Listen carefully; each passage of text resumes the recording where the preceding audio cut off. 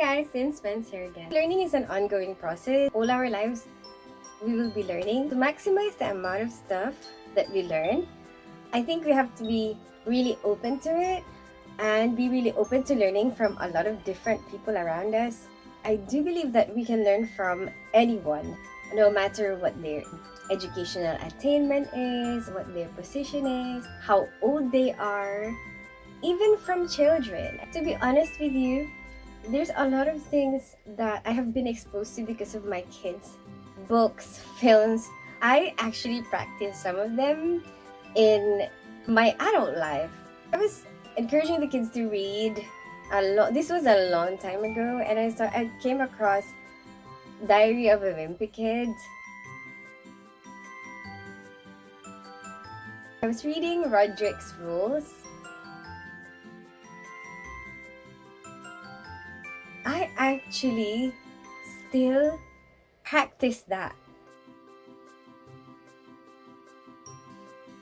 Do not be good at something that you don't want to do. Not in a lazy way. I guess it could be something cheeky, like you're being choosy about the allocation. That's not what I got from that. I mean, if you have plans for yourself, yeah, obviously, the best way for you to get to your plans or to get to fulfill your dreams is spend more time doing the things that you actually like to do. Because it's like you're training yourself. Because the more time you spend on something, the more you're learning. You get more experience in doing that thing. For me, I apply that in my workplace. I love doing orthopedic surgery. As soon as I got exposed to it, I'm just like, oh my gosh, I love this specialty. And then since then, every appraisal I have is always like, I want to learn more orthopedics. I want to be an expert in orthopedics. I don't really choose where they allocate me. I'm really flexible. Not that kind of flexible. Although, I'll do it. Anywhere you allocate me, I'll go there. Obviously, my favorite is orthopedics. So, I'll be so much happier if I'm there. I'll have more interest and, passion, pay more attention, you know what I mean? Because you've got that motivation. I like it. The more time you spend with it, the better you're gonna be at it. If it's something that you actually like to do and you're good at that, then that would be really good for your future. And I think that's a really good idea.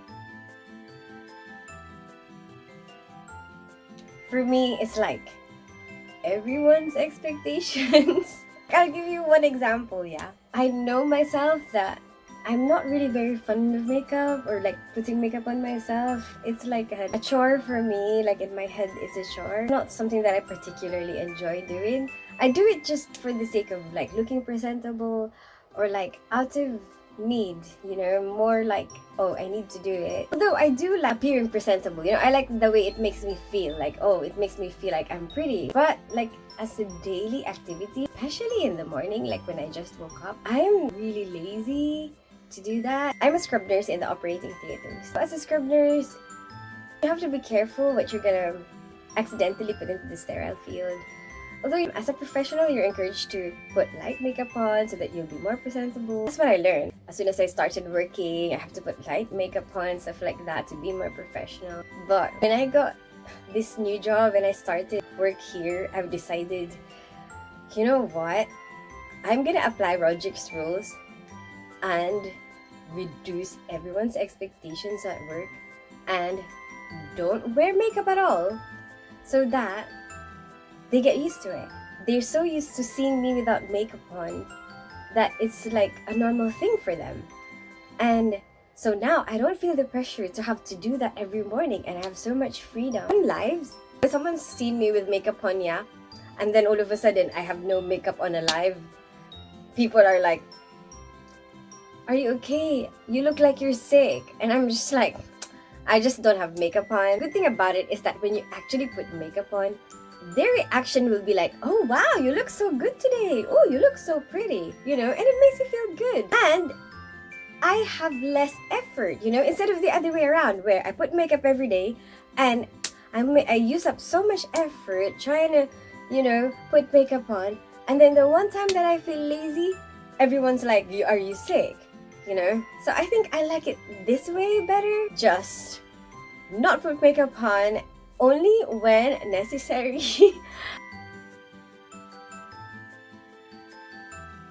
Never do something if someone else can do it for you. Okay, again, I do not mean this in the lazy kind of way. I see this as like a time management way of thinking. Like if you already see that someone else is doing that, you know, why waste your time doing the exact same thing if you can go and do something else instead? And that way, you are managing your time better, the effort of each individual in your team better. You know, some people seem to really like doing certain things and they get more joy out of it.